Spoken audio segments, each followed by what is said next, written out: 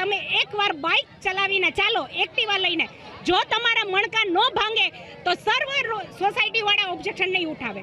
એટલી હદ સુધી રોડ ખરાબ છે, સ્ટ્રીટ લાઇટો નથી ચાલતી, ખૂટડાઓનો એટલો ત્રાસ છે. સોસાયટીની બહેનોને સ્કૂલે મૂકવા માટે છોકરાઓને જવું હોય તો કેવી રીતે જાય? રોજની 2 બહેનો પડે છે. મત લેવું હોય તો કેમ ભજીયા ખવડાવવા આવો હો તમે?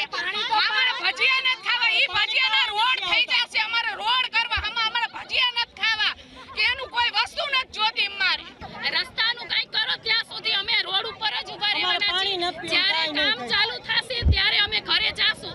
આજે ભલે અમારા ઘરે રસોઈ નહીં બને અને અમારા છોકરાઓ નાસ્તા કરી લેશે, પણ ત્યાં સુધી અમારે ઘરે જવાનું થતું નથી.